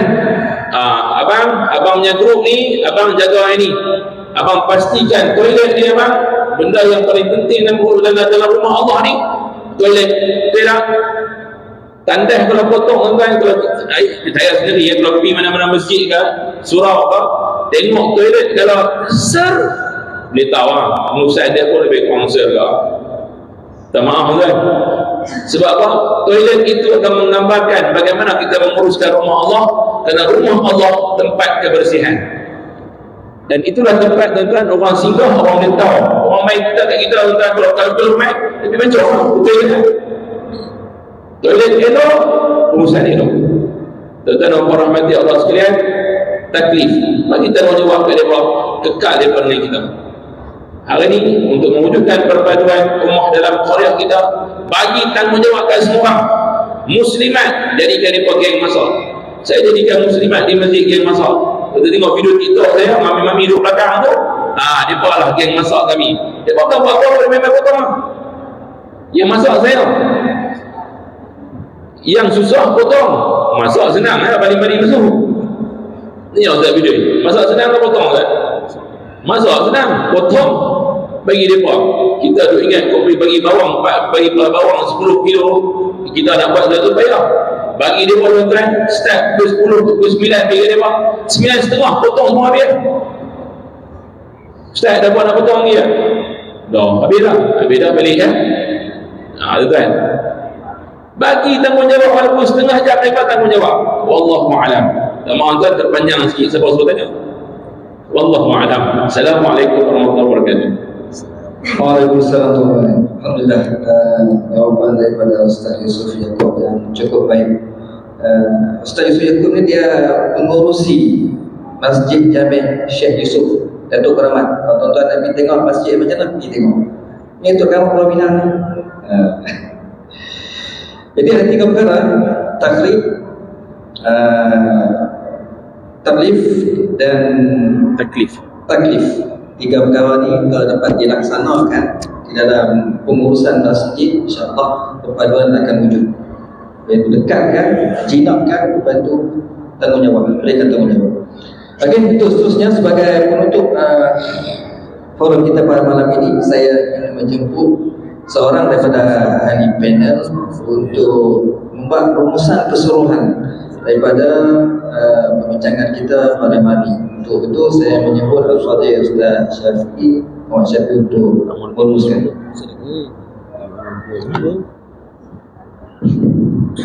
Baik, tuan-tuan muslimin rahmati oleh Allah Subhanahu wa taala. Dalam 3-4 minit lagi insya-Allah kita akan habis. Sebelum saya nak ceramah ni, penutup ni, saya ada satu cadangan pada pihak tuan-tuan. Saya tak pasti adakah ini program besar yang pertama atau sebelum ni kita kena buat. Saya ada satu cadangan kat tuan-tuan. Sebab saya tengok geng muslimat tu dia agak padat kat belakang tu. Jadi macam lawayah lah, tak semua ada kumpul tu. Nanti kalau tuan-tuan buat program, tuan-tuan tarik belakang bagi semua geng perempuan. Jadi bidang penghadang tu tuan-tuan buka. Jadi muslimat boleh. Saya tengok ada juga yang ada dekat luar tu. Jadi lipat tak lah, terlalu rapat sangat. Macam kita duduk macam santai, macam ada masa sikit kan. Lepas tu saya tengok macam padat sikit lah. Jadi tuan-tuan boleh, kalau kita buat program, kita buat semua geng perempuan. Jadi pintu belakang kita buat untuk perempuan, lelaki masuk sini ataupun masuk ke sini. Dia nampak lebih selesa sikit lah. Macam mana? Setuju lah geng perempuan? Kau tak setuju? Kau tak Ustaz tak payah cadang kami lambat lah ni. Ke depan-depan je lah kalau buat kan. Dia selesa sikit lah. Baik, jadi perbincangan yang kita buat pada malam ini tentang muslimin rahmati oleh Allah, banyak dah yang kita terima dan kita dapat pada malam ini. Jadi semua saya nak beritahu dekat tuan-tuan, memandangkan masyarakat yang ada dekat kita sendiri adalah pelbagai kategori, terutamanya bukan satu Malaysia lah ni, satu dunia lah ada tahun ni, antarabangsa lah. Jadi saya cadang beberapa benda untuk masjid kita. Pertamanya, saya tak tahu ada ke tak ada lagi. Kalau ada, okey lah. Kalau tak ada, sebagai cadangan. Mungkin di kalangan kita yang ada ni, kita boleh dapatkan guru-guru yang boleh berbahasa Urdu. Kalau tuan-tuan tengok banyak jemaah-jemaah tabligh ni, anak dia pergi belajar Pakistan, pergi belajar dekat Rewi, pergi belajar dekat yang mereka ni ngaji orang Malaysia, ngaji agama dan sangat fasih berbahasa Urdu. Jadi kemungkinan bahasa ni dia sebagai gaya penarik utama lah. Mereka kita cakap, mereka faham juga lah, mereka dah lama duduk di sini ni. Cuma bila ada bahasa mother tongue ni, dia lebih dekat sikit lah dengan dengan jemaah yang ada yang lain. Jadi mereka boleh panggil kawan-kawan mereka main juga. Kalau tuan-tuan nak nama-nama, ada beberapa ustaz-ustaz yang duduk tapi berpulau lah. Di sini pun saya boleh cari juga yang boleh fasih berbahasa Urdu, boleh bagi panduan dekat mereka lah. Ataupun di kalangan mereka, kalau di kalangan mereka, isu tauliah Allah kita ni sekarang ni kan. Jadi apa-apa yang boleh kita buat untuk mereka, kita boleh tengok apa-apa yang sesuai. Yang nombor 2, boleh juga saya cadang kita ada beberapa kenalan ustaz-ustaz. Contohnya Ustaz Rahman, Imam Masjid Jenutuh, dia asal orang Aceh.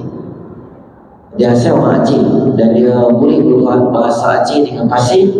Dan sekali-sekala tuan-tuan boleh panggil untuk rakan-rakan kita daripada Indonesia, muslimat-muslimat kita daripada Indonesia ni, dia rasa lebih dekat sikit lah dengan bahasa kan. Kadang-kadang boleh bahasa Melayu pun boleh faham juga. Cuma bila kita ada kemampuan untuk kita sajikan untuk jemaah kita, sebab kita tengok di mana ruang yang ada untuk kita penuhkan. Itu nombor 2. Dan nombor 3, tuan-tuan muslimin rahmati oleh Allah, saya nak tutup dengan satu kisah yang berlaku kepada Imam Muhammad bin Maslamah Al-Qa'nabi. Imam Muhammad bin Maslamah Al-Qa'nabi ini adalah salah seorang daripada gitaris dan band geng nyanyi. Dia ada band dia sendiri, dia ada followers dia sendiri, dia subscribers dia sendiri, dia ada group dia sendiri lah. Satu hari tuan-tuan, ketika Imam Al-Qa'nabi masa tu dia masih lagi dalam band tarian dia dan nyanyian dia, duduk tepi jalan, maka tiba-tiba datang Imam Syu'bah bersama dengan rombongan dia, muhaddisin yang besar dekat Basrah, jalan dekat satu kawasan. Memandangkan jumlah followers yang ikut Imam Syu'bah tu ramai sangat, maka Qa'nabi dia tanya, siapa ni ramai-ramai ni? Followers dia kata kat dia, hang tak kenal ke ni muhaddisin yang besar dekat Basrah ni, nama dia Imam Syu'bah. Dia kata, siapa muhaddis ini? Dia maksudnya dia hafal banyak hadis lah. Dia macam diturun daripada baca pangkin, dia duduk dengan member-member dia tu, dia jalan pergi depan ni Imam Syu'bah dengan tim anak murid dia semua jalan, dia pergi depan ni kali, dia berhenti, dia kata berhenti. Ni apa, kata dia kata imam muhaddisin apa hadis banyak ke apa, betul ke? Imam Syu'bah dia terkalah betul yang hebat sangat. Sekarang baca apa satu hadis aku nak dengar. Dia buat tahu power sangat. Aku tengok followers semua ramai dia ikut, baca hadis sekarang. Anak-anak murid Imam Qa'nabi ni apa dia buat? Dia baca parah kat dia. Ini tak ada adab ulama ni, kau nak pergi jalan macam nak hari-hari orang. Kelas 3 suku tu kan. Tapi Imam Qa'nabi tak, Imam Syu'bah kata, siapa je yang buat apa kat dia? Dia berdiri di situ, dia ulang perkataan yang sama, baca. Dan lebih juangnya dia ketika tu, dia ambil pisau. Dia tak baca bodoh orang, sekarang baca. Imam Syu'bah lihat suasana tu, maka dia pun kata, dia buat satu hadis, dia kata, iza lam tastahi fasna' ma syi'ta. Kalau hang jenis rasa dah hilang dah rasa malu dalam diri hang, maka buatlah apa yang nak buat. Hadis tadi tu dia kena macam halilintar, macam kena tampak boyok masuk dalam badan dia, terlepas dia macam tersedar, dia buang pisau dia. Tadi watak dia yang ganas tu, dia jadi macam kucing. Dia kali belakang, dia jalan pergi jadi macam tu, semua orang tengok dia. Tiba-tiba watak dia jadi terus dia balik rumah. Apa dia buat? Dia pecahkan semua dia punya gitar, pen apa semua dia pecah. Dan dia punya tong-tong arak semua dia pergi pecah. Dia kata kat mak dia, aku tak akan balik rumah selagi aku jadi manusia. Daripada Basrah ke Mekah, dia syuk terus pergi Madinah. Dia mengaji dengan Imam Malik bin Anas, Imam Darul Hijrah. Puluhan tahun dia duduk mengaji di situ sampai dia jadi orang kanan, orang besar muhaddisin yang sangat masyhur. Imam Muhammad bin Maslamah Al-Qa'nabi ni dah habis mengaji dengan Imam Malik, dia balik ke Basrah. Mula manusia yang dicari seperti dia adalah Imam Syu'bah. Dia nak pergi minta maaf balik. Dia punya sifat yang biadab dengan ulama tu, dia cari dia minta maaf balik. Dia pun kata kat dia, Imam Syu'bah dah meninggal dunia masa mengaji Imam Malik dulu Madinah. Nangis dia. Satu je hadis dia dapat. Jadi saya nak abang dekat tuan-tuan apa daripada kisah ni. Kadang-kadang kita ni dah main masjid, dah main surau, kita jadi bagus dah. Ramai di kalangan kawan-kawan kita yang masih belum lagi main masjid, masih lagi jauh daripada Allah. Maka jangan kita sangka daripada ni semua adalah kayu api neraka yang sangka tu. Hang tak semayang, hang neraka. Hang tak pakai tudung, hang neraka. Neraka ni jangan dia maknakan dia punya list ada semua dia boleh amak neraka. Jangan macam tu tuan-tuan. Kita boleh nasihat orang, tapi jangan kita ingat kita lagi bagus daripada dia. Sebab kita tak tahu bila dia dapat hidayah Allah, mungkin dia akan jadi lebih bagus daripada kita. Budak-budak muda daripada balik pulau naik motor, tutup lampu, break, buang. Siapa boleh sampai Teluk Kumah, dia menang. Sampai hidup. Sampai mati wabillahi taufik. Sampai bawah tak kira buat tahlil. Ada pertandingan 4-5 orang naik motor daripada atas balik pulang, pusing sampai bawah, lampu tak boleh ada, brake tak boleh ada. Bawa lama main pasal macam mana pun, siapa menang dia champion. Kita ingat mereka ni semua tak guna sedih, anak muda, aparat tak guna macam kita kata dia. Tuan-tuan, kita kata kalau mereka ada terima hidayah Allah, kalau untuk dunia dia boleh korban tak apa-apa, untuk Islam lagi dia boleh buat. Setakat nak berbetul kumpul kat atas mikrofon tu dia benih gitu kan. Oh yang tak takut lah, yang ni tak dapat. Aku boleh motor boleh pulang macam gila ni untuk Islam, takkan aku tak boleh buat. Maka kita ingat jiwa-jiwa yang ada di sekitar kita ni potensi untuk dekat dia dengan Allah Ta'ala. Maka masuk tahun baru kita istiqamah dengan diri kita, kita banyak doa pada kawan-kawan kita supaya dia boleh dekat. Ingat doa yang Allah ajar pada kita, jangan kita selesa duduk di masjid kerana ada satu konsep nama dia Rabbana la tuzigh qulubana ba'da idh hadaitana wa hab lana min ladunka rahmah innaka antal wahhab. Ya Allah, jangan gelincir ke hati kami setelah kami terima hidayah. Kami baik ni, biar sampai hujung usia kami istiqamah dengan Islam, dengan iman dan amal soleh kami, biar kami mati dengan kalimah la ilaha illallah. Jangan kau gelincir ke hati kami. Saya doa insya-Allah, ya muqallibal qulub tsabbit qulubana ala dinik, ya musarrifal qulub sarrif qulubana ala dinik. Moga-moga Allah Subhanahu wa taala bagi istiqamah pada kita. Saya pada hari yang puasa, maaf anda sekiranya terkasar bahasa dan perkataan saya wakil pada semua independen. Dan saya doa insyaAllah tuan-tuan semua istiqamah dan masjid tuan-tuan akan lebih makmur dan hebat, dan ada program-program secara berkala dan kita buat untuk siri-siri akan datang. Jadi saya serahkan balik kepada Fadil Ustaz selaku moderator kita pada malam ini.